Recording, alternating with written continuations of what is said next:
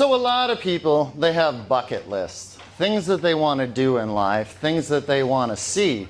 Well, when I was younger, my bucket list was just a couple of vague adjectives. I wanted it rare and I wanted it strange.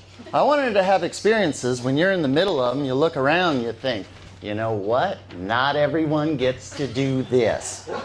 That's all I was chasing. That's all I was chasing. And when I was 24 years old, I was still chasing. See, I was down in Northern California checking out Humboldt State University. I was thinking about switching schools. Girlfriend and I, we'd driven down and taken a tour of the campus. Beautiful campus. And after the tour, we decided we're going to take a hike through the redwoods. So we drove a little north and we found this trail that led down to the beach. You know, and we're hiking amongst the giant sequoias. We get down to the beach, and there's a herd of elk on the beach. The mist is rolling through in waves. I'm thinking, man, this might be the place. This might be the place for me.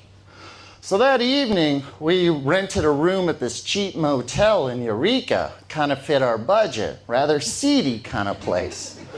So it's like 8 o'clock in the evening or so. Girlfriend and I are laying on the motel bed watching some crappy TV movie, and we've left our door cracked open to let in a little fresh ocean air. Well, there's a knock at our door. Bonk, bonk. Door swings open, and this woman steps into our room.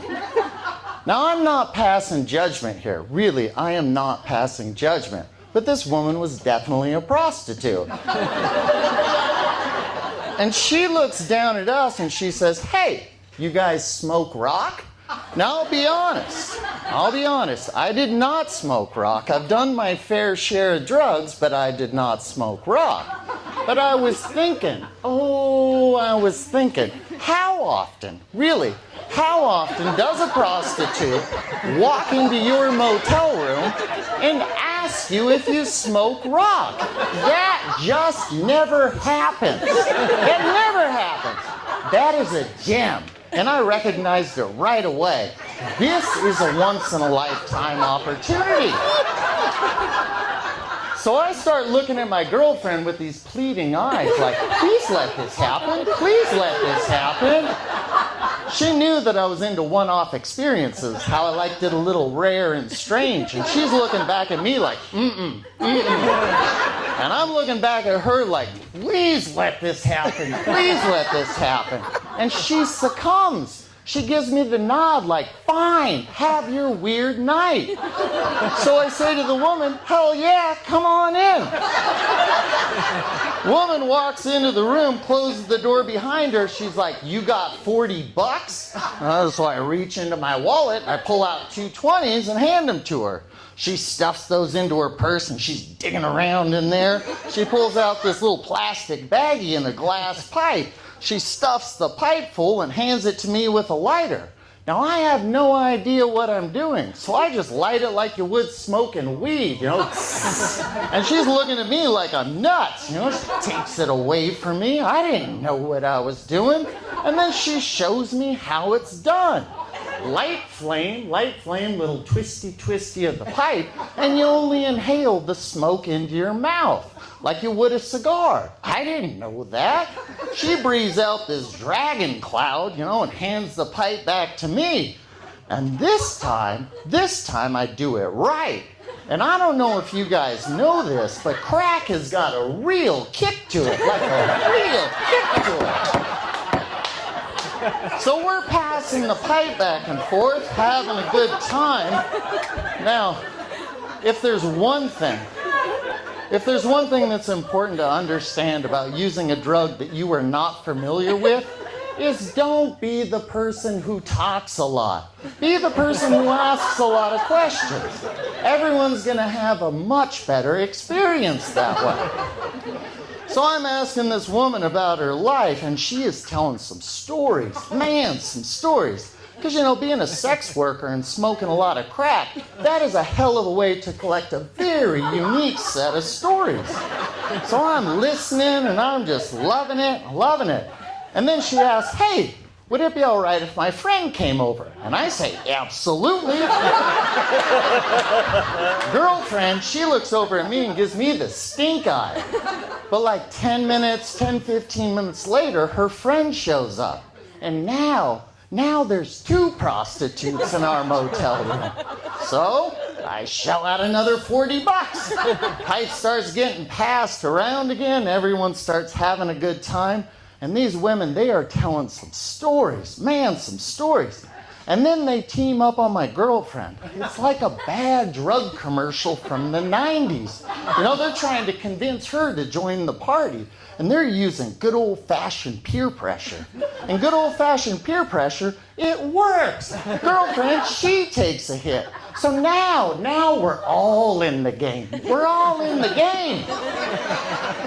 And then the women ask, hey, would it be all right if our dealer, he's also kind of our pimp, would it be all right if he came over? And at this point, I am high as a kite, so I say, absolutely. Look over at my girlfriend, see what she thinks. She gives the thumbs up. So a little while later, the pimp/dealer, he shows up. He comes into the motel room, sits down on the bed next to me. So I shell out another $40. Pipe starts getting passed around again. Everyone's having a good time. And they are telling some stories. Man, some stories. And I have that moment. My bucket list moment. I'm looking around the room thinking, you know what? Not everyone gets to do this.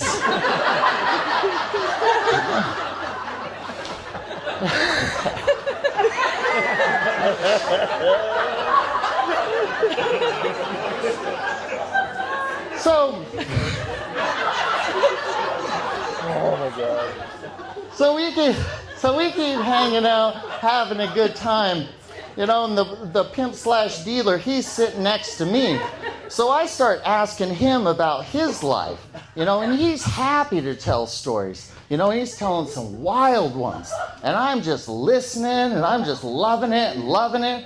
But after a while, he just looks at me and he's like, man, you do not seem like a typical crackhead. So I tell him the truth. I'm like, first time. I tell him I'm into one-off experiences, how I like it a little rare and strange, and that tonight has been a truly wonderful experience. And he just starts laughing and laughing.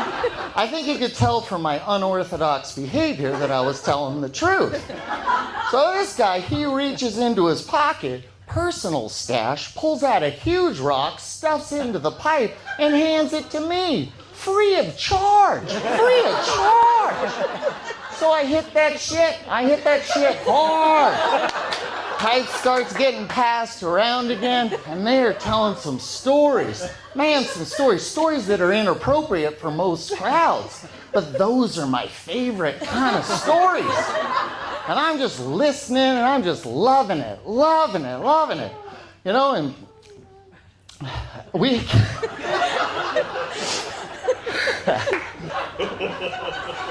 Yeah, I know. So I just keep listening to their stories, and we keep hanging out. And the pimp/dealer and like all his girlfriends, you know, we hang out till like 3 a.m. or so, you know, and then they take off. We say goodnight to them, and then girlfriend and I, we go to bed. Bit of a restless night of sleep, to say the least. And then I wake up in the morning, and man, when I wake up in the morning, all the chemicals in my brain, all the dopamine, all the serotonin, all the norepinephrine, all the chemicals in my brain, they're just gone. I mean, gone. So I did what I normally do when I have a deficit in life. I went fishing. Girlfriend and I, we packed up, drove out to the Trinity River, and we camped for the next 3 days.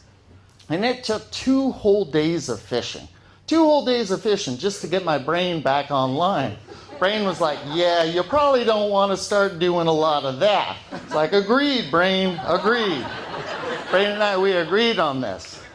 Now, I'm not telling this story tonight to promote drug use in any way. Not at all.